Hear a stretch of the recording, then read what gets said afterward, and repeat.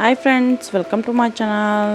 ನಾನು ಇವತ್ತು ನಿಮಗೆ ಮೊಸಂಬಿ ಜ್ಯೂಸನ್ನ ಮನೆಯಲ್ಲೇ ಯಾವ ರೀತಿ ಮಾಡಬೇಕಂತ ಸಿಂಪಲ್ಲಾಗಿ ತೋರಿಸ್ಕೊಡ್ತಾ ಇದ್ದೀನಿ. ಅದು ಮಿಕ್ಸರ್ನಲ್ಲಿ. ಬನ್ನಿ ಈ ವಿಡಿಯೋ ಸ್ಟಾರ್ಟ್ ಮಾಡೋಣ.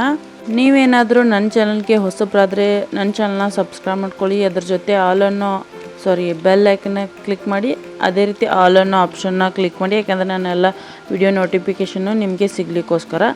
ನಾನಿಲ್ಲಿ 4 ಮೋಸಂಬಿ ಹಣ್ಣನ್ನು ತೊಗೊಂಡು ಈ ರೀತಿ ಸಿಪ್ಪೆ ಸುಲಿದು ಇವನ್ನೆಲ್ಲ ಬಿಡಿಸ್ಕೊಂಡು ಇಟ್ಕೊಳ್ತಾ ಇದ್ದೀನಿ.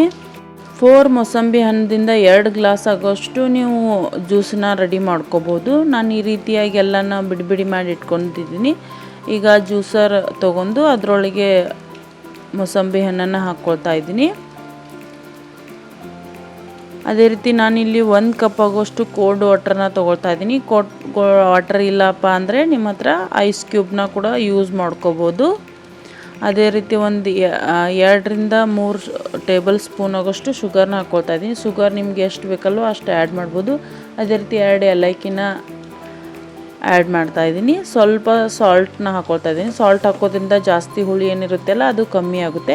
ಇವಾಗ ನೋಡಿ ಫ್ರೆಂಡ್ಸ್, ನಾನು ಯಾವ ರೀತಿ ಮಿಕ್ಸರ್ನ ಸ್ಟಾರ್ಟ್ ಮಾಡ್ತೀನಲ್ಲ ಅದೇ ರೀತಿ ನೀವು ಸ್ಟಾರ್ಟ್ ಮಾಡಬೇಕು. ಈ ರೀತಿ ಮಾಡೋದ್ರಿಂದ ಬೀಜಗಳೆಲ್ಲ ಪುಡಿ ಆಗೋದಿಲ್ಲ. ಆವಾಗ ನಮ್ಮ ಜ್ಯೂಸು ಕೈ ಕೂಡ ಬರೋದಿಲ್ಲ. ಅಂದರೆ 1 ಸೆಕೆಂಡ್ ಸ್ಟಾರ್ಟ್ ಮಾಡಿ ಮತ್ತೆ ಬಂದ್ ಮಾಡಬೇಕು, 1 ಸೆಕೆಂಡ್ ಸ್ಟಾರ್ಟ್ ಮಾಡಿ ಮತ್ತೆ ಬಂದ್ ಮಾಡಬೇಕು. ಆ ರೀತಿ ಮಿಕ್ಸರ್ನ ಯೂಸ್ ಮಾಡಬೇಕು ನೀವು.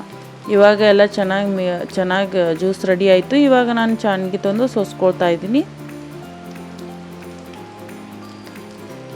ಇದು ತುಂಬ ಸಿಂಪಲ್ ಆಗಿದೆ, ಈಸಿ ಆಗಿದೆ ಮಾಡಲಿಕ್ಕೆ. ಮಕ್ಕಳು ಏನಾದರೂ ಮೋಸಂಬಿ ಹಣ್ಣನ್ನು ತಿನ್ನೋದಿಲ್ಲ ಅನ್ನೋ ಟೈಮಲ್ಲಿ ಈ ರೀತಿ ಮೋಸಂಬಿ ಹಣ್ಣನ್ನು ಜ್ಯೂಸ್ ಮಾಡಿಕೊಟ್ರೆ ಅವ್ರು ತುಂಬ ಇಷ್ಟಪಟ್ಟು ಕುಡಿತಾರೆ. ಸ್ಪೂನ್ಸ್ ಸಹಾಯದಿಂದ ಈ ರೀತಿ ಎಲ್ಲ ಫ್ರೆಶ್ ಮಾಡಿ ಆಮೇಲೆ ಜ್ಯೂಸನ್ನ ನಾವು ಸರ್ವಿಂಗ್ ಬೌಲಲ್ಲಿ ತೆಗೆದುಕೊಳ್ಬೇಕು. ನಿಮಗೇನಾದರೂ ಈ ವಿಡಿಯೋ ಇಷ್ಟ ಆದಂದರೆ ಲೈಕ್ ಬಟನ್ನ ಕ್ಲಿಕ್ ಮಾಡಿ. ಅದೇ ರೀತಿ ಮೋಸಂಬಿ ಜ್ಯೂಸನ್ನ ಮನೆಯಲ್ಲಾದರೂ ಟ್ರೈ ಮಾಡಿದರೆ ನನಗೆ ಕಮೆಂಟ್ ಮಾಡಿ ತಿಳಿಸಿ ಹೇಗೆ ಅನಿಸ್ತು ಅಂತೇಳಿ. ಇದೇ ಥರ ವಿಡಿಯೋಸ್ ಬೇಕಂದ್ರೆ ನನ್ನ ಚಾನಲ್ನ ಸಬ್ಸ್ಕ್ರೈಬ್ ಮಾಡ್ಕೊಳ್ಳಿ. Thank you for watching.